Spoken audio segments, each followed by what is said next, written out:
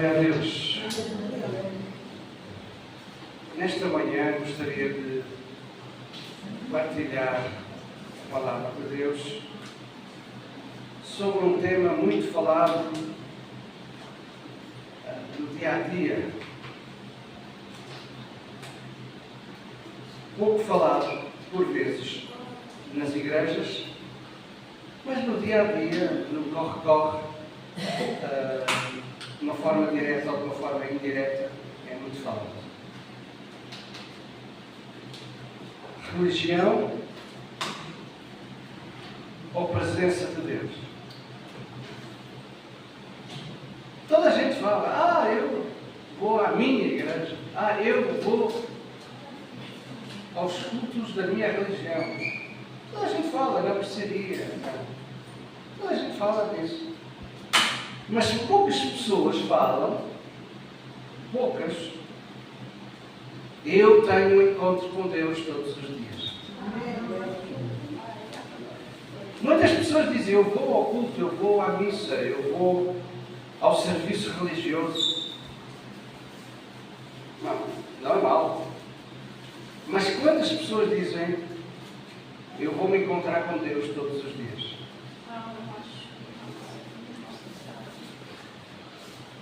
Muitas pessoas falam acerca disso. Muito se pode especular e divagar acerca deste tema. Podemos estar horas, dias a falar acerca disso. A minha igreja, a igreja que eu frequento, as cerimónias, os rituais. Primeiro, eu quero esclarecer que religião, muitas vezes, esta palavra é mal usada. Ou pelo menos, na minha percepção, a maioria das vezes é mal usada. Porque religião vem de uma palavra latina que quer dizer religar.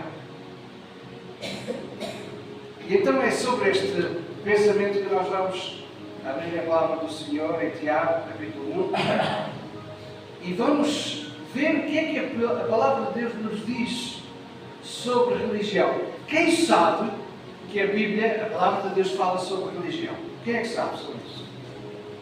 Pouca gente. Mas fala.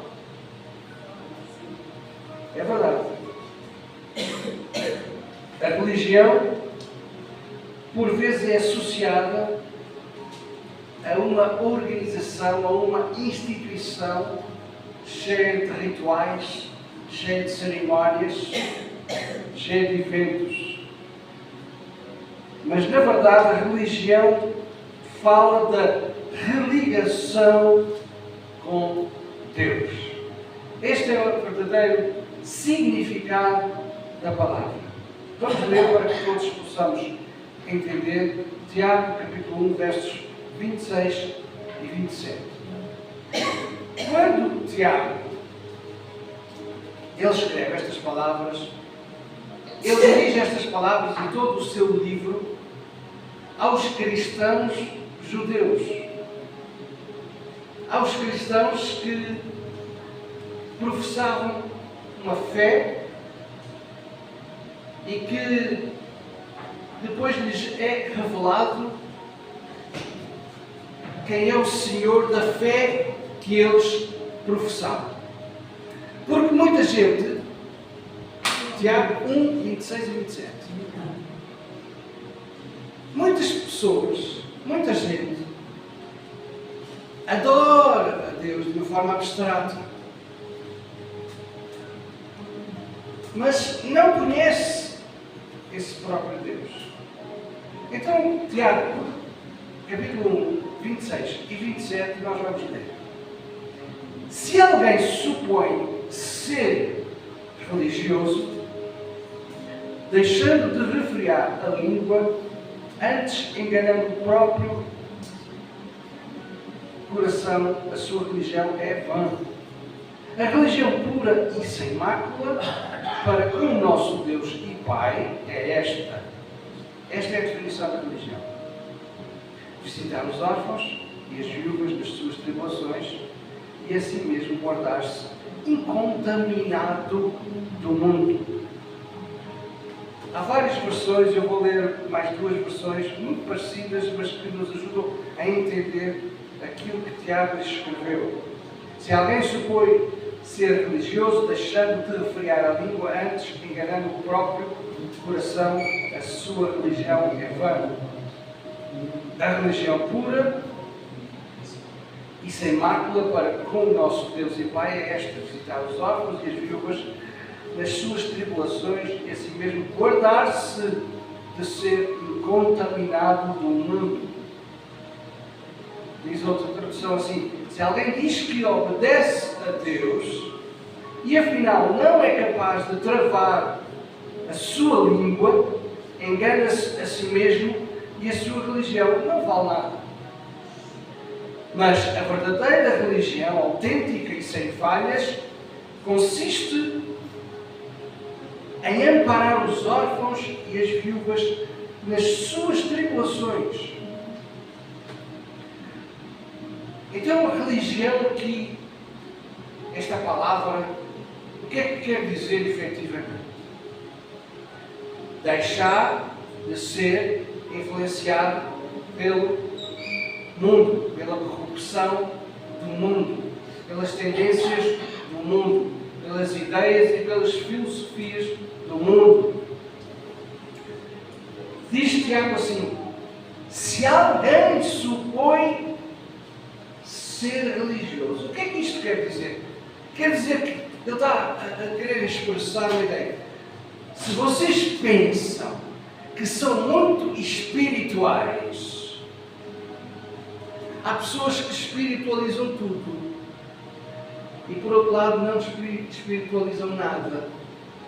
Isto é, vivem de cultos e de serviços religiosos, mas no dia a dia não vivem aquilo que a sua profissão de fé, normalmente aos fins de semana, não é?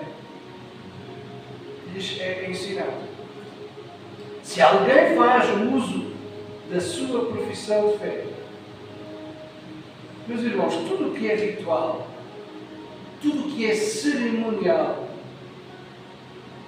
e não tem o propósito de ter uma ligação com Deus, não vale nada. Posso vir muito bem apresentado, muito bem cheiroso, posso fazer gestos todos cerimoniais, posso ter uma voz toda religiosa, mas se isso é só aparências, a minha profissão de fé, diz Tiago, não vale nada. Por isso é que o sábio dizia que tudo é vaidade. Tudo é vaidade. Está escrito em Eclesiastes, capítulo 1, versos 2 e 14, o seguinte: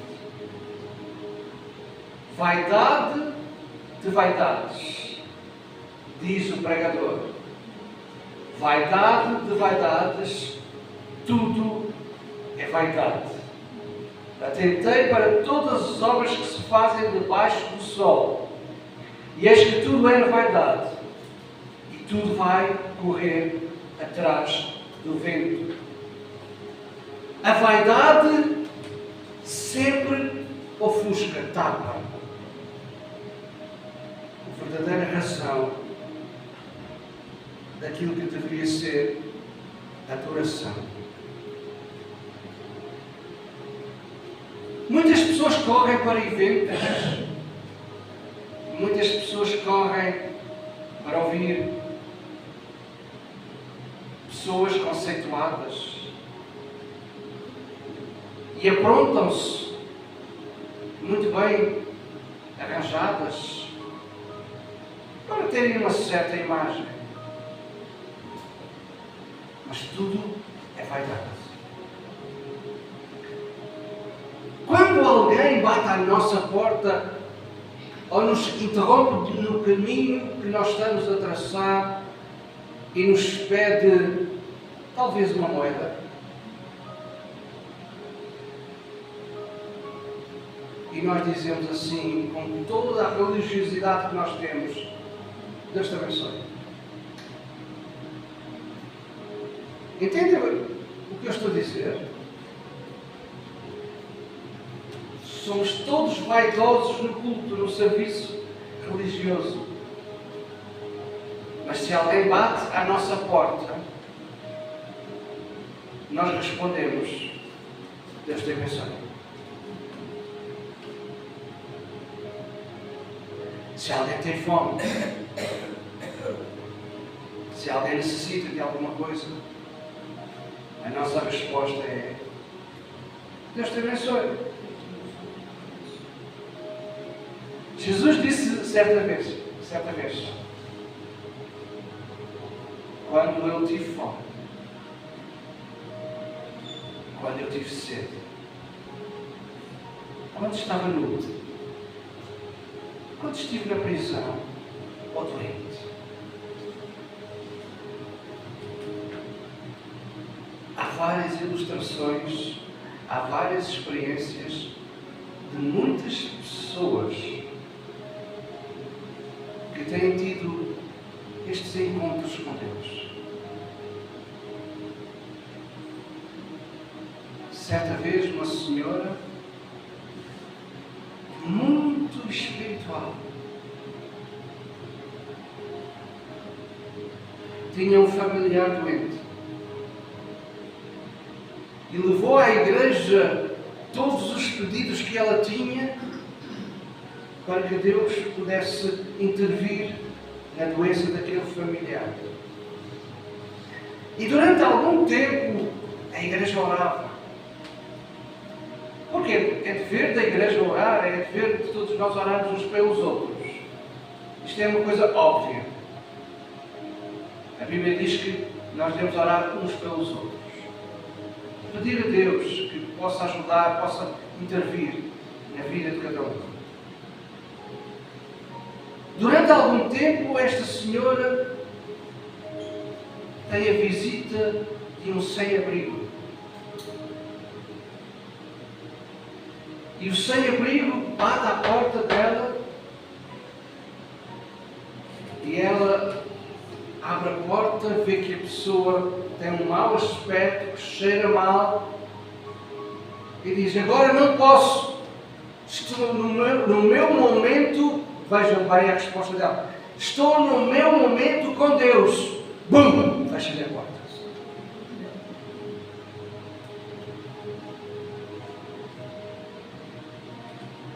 Mas o mendigo continua a bater à porta. E ela abre a porta.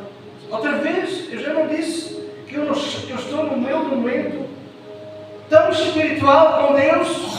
E ele diz, eu só quero comer e beber e uma roupa nova. E ela, eu já disse que eu estou no meu momento espiritual com Deus. Bum! Fecha a porta. Isto passou-se durante algum tempo. E durante algum tempo ela vai à igreja e pede aos irmãos que orem por causa do seu familiar que está doente.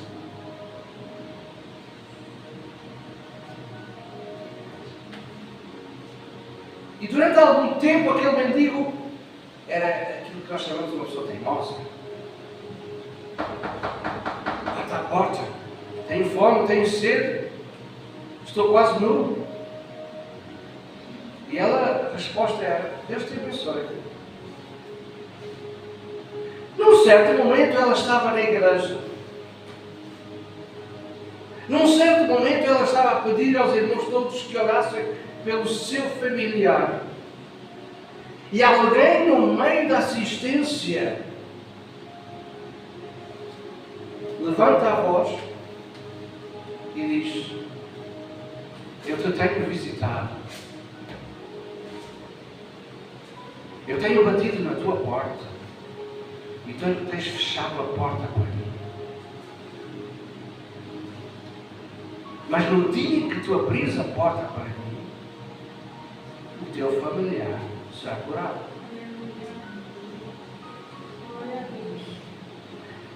Diz a história que aquela mulher caiu, chorou e voltou para a sua casa. E tinha os seus momentos de oração com Deus. E quando ela estava no momento de oração com Deus novamente, batem à porta. Lá estava o mendigo. E o mendigo: tenho fome, tenho sede e gostava de vestir uma outra roupa. Diz a história que o filho abre a porta e diz à mãe: está aqui o mendigo teimoso. E ela se levanta onde estava e diz: deixa-o entrar, dá-lhe de comer, dá-lhe de beber e dá-lhe uma roupa nova.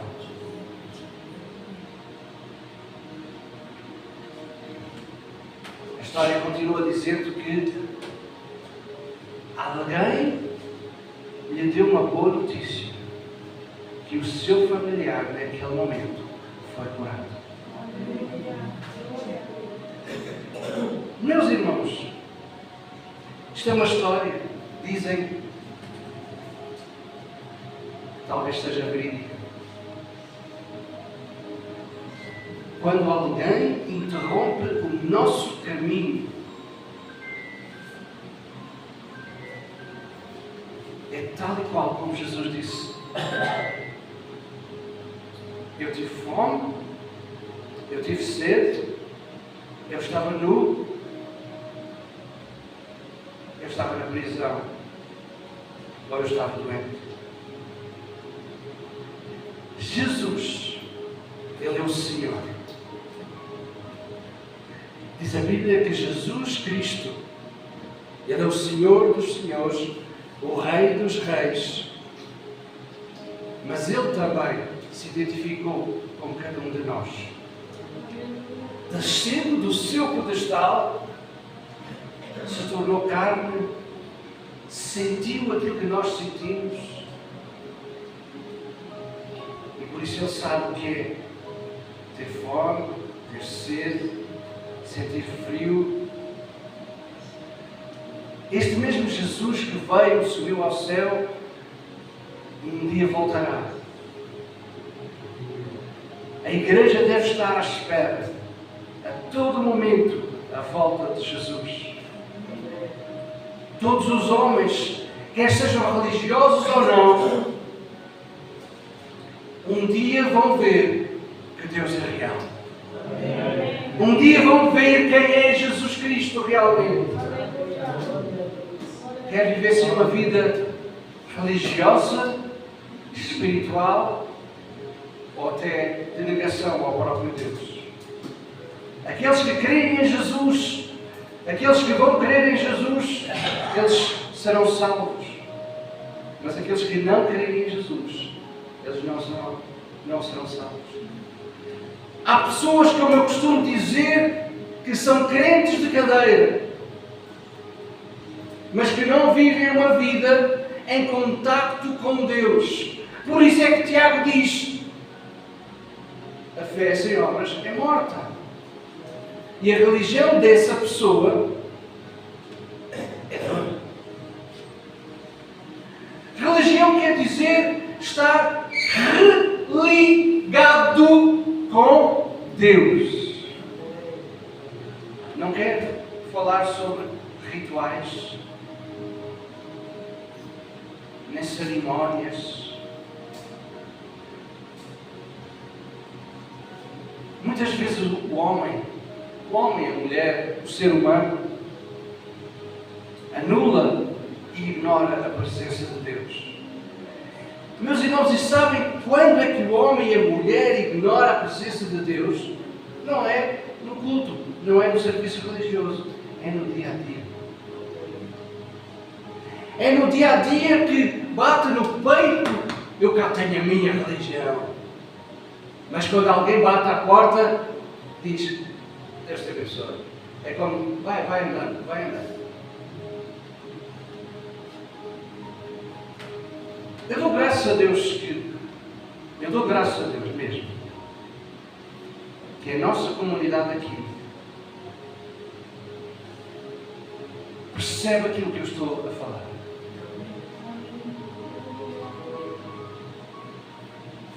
Entendem, não é, irmãos? Nós sabemos daquilo que nós estamos a falar. Sabemos que é olhar para uma pessoa que tem algumas necessidades e sabemos estender a mão pela graça de Deus. Não queremos ser somente religiosos ao domingo. Não, queremos estar ligados com Deus e viver para Deus e viver em Deus, porque Deus é onipresente. Deus é ou não é onipresente? Deus está ou não está em todo lugar? Sim ou não? Sim. Mas quantas vezes, no dia a dia, nas 24 horas do nosso dia, nós ignoramos este facto?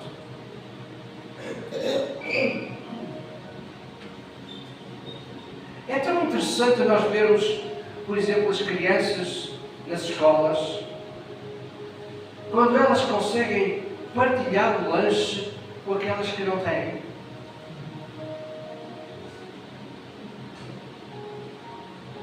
Também poderia ser interessante nós vermos algumas pessoas partilharem o seu lanche com os seus colegas de trabalho que não têm.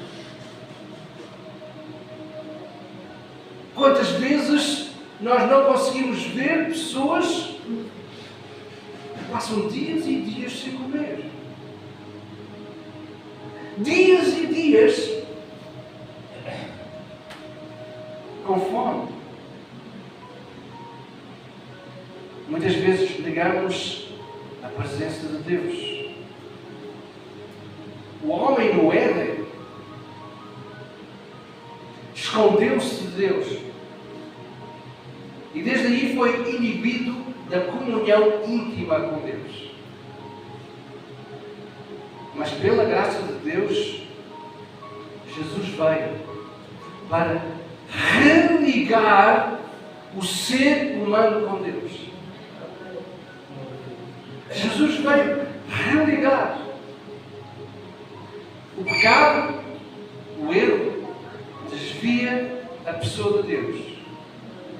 Desvia da pessoa ter intimidade com Deus.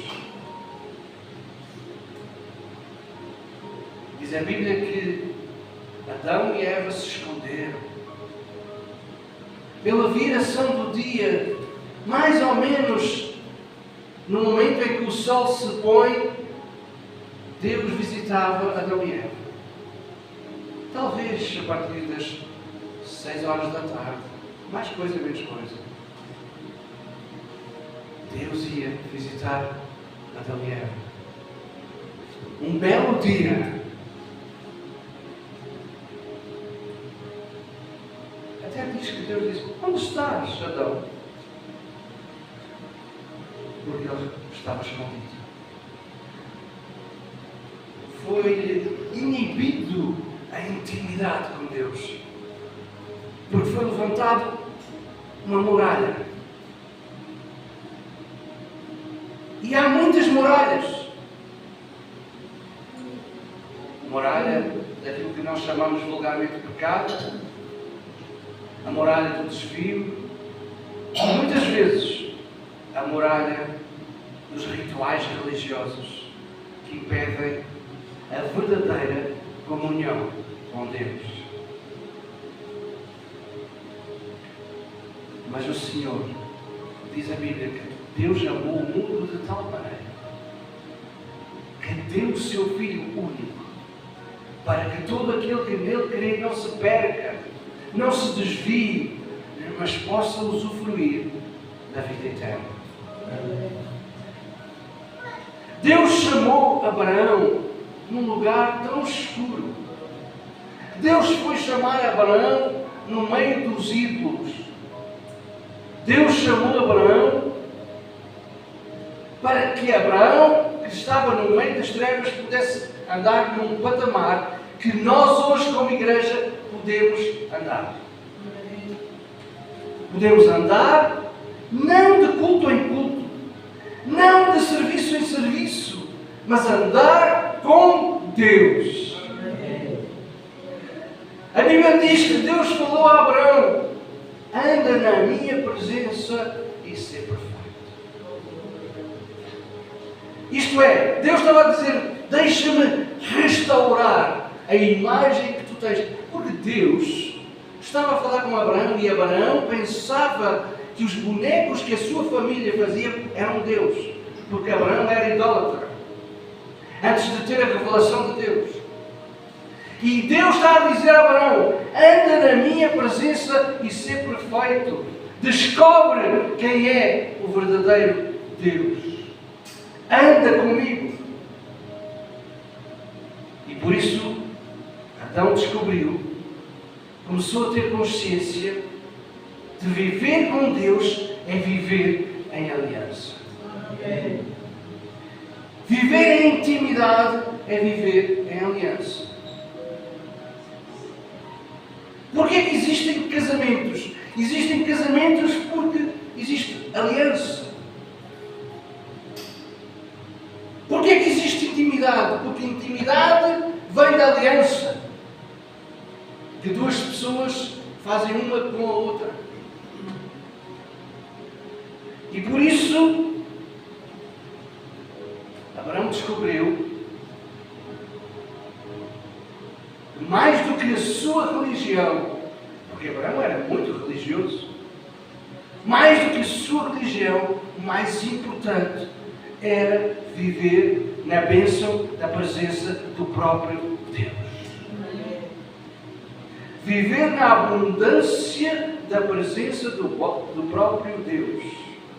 Não permitir ser roubado, ser morto, destruído e cumprir o propósito que Deus estabeleceu na eternidade. Deus tem um propósito para cada um de nós de uma forma individual. De uma forma individual, Deus está a olhar para cada um de nós de uma forma individual. De uma forma individual, Deus olha para cada um de nós. Muitas vezes nós pensamos: Deus está na igreja. Sim, claro. Deus está na igreja. A Bíblia diz: onde estiverem 2 ou 3 reunidos pelo seu nome, Deus está. Amém. Isto é uma forma geral. Mas Deus está na igreja porquê? Porque Deus lida com cada um. Porque cada um de nós, diz a Bíblia também, que transporta Deus. Quem entende aquilo que eu disse? Alguém pode perguntar: mas eu transporto Deus? Sim, a Bíblia diz que se um dia tiveste um encontro com Jesus, o Espírito Santo começou a morar em ti. O Espírito Santo é Deus. Então, para onde tu fores, para qualquer lugar que tu fores, Deus vai contigo.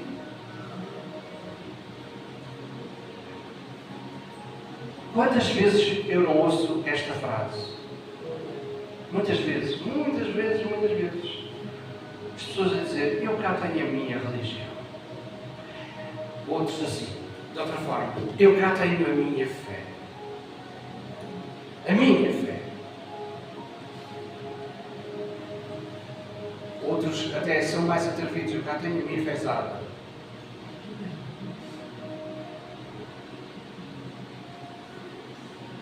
Isto, por outras palavras, é que eu tenho o meu Deus, não Deus, o meu Deus.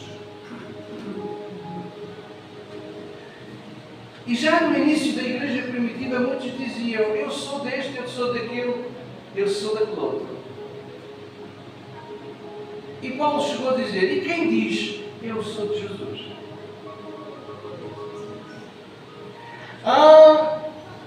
Eu nasci nesta igreja. Os meus meus tetravós eram desta igreja. Por isso eu nasci aqui. Não importa se você nasceu naquilo que se chama nos bancos da igreja. Importa é se você nasceu de novo em Cristo Jesus. Amém. Isso é que é o importante. Algumas pessoas dizem, eu já sou católico. Outras, eu sou protestante. Eu sou evangélico. Eu sou isto, eu sou aquilo. E eu pergunto, quem é de Jesus? A bandeira não diz nada. A bandeira é somente uma bandeira. Quem é de Jesus? Só quem tem intimidade com Deus é que pode dizer realmente, eu estou religado com Deus, eu tenho intimidade com Deus. Então esse pode dizer sim, que é religioso, porque está religado com Deus.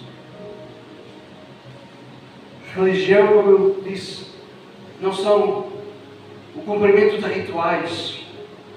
Não. Religião é andar com Deus.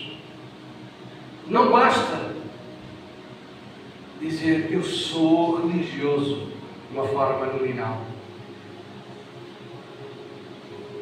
É importante que possamos entender o sacrifício de Jesus. Sejamos nós aquelas pessoas que nos consideramos religiosas ou não. É importante entender o plano de Deus, o propósito de Deus para cada um de nós. Jesus veio à cruz para morrer por cada um de nós. E veio para o que era seu. E os seus não o receberam. Sabe que Jesus veio para um mundo religioso, para um mundo político, para um mundo conturbado, para um mundo confuso? É isto que João diz. Veio para o que era seu. O seu povo não o conheceu, porque o seu povo era tão espiritual, entre aspas, que não conseguiu reconhecer o seu próprio Deus. Então, nesta manhã, o meu desafio é não viver mais debaixo do sistema religioso, mas viver de uma relação com o próprio Deus. Viver de uma relação íntima com Deus. Relação essa que foi perdida lá no Éden. No Éden foi perdida a comunhão, a intimidade com Deus. E o homem levantou ídolos, levantou formas de encontrar novamente Deus, mas só há uma forma de encontrar Deus: é ter intimidade com Ele. Não é levantando ídolos, executando rituais, cerimónias, sacrifícios. Não, só há uma forma: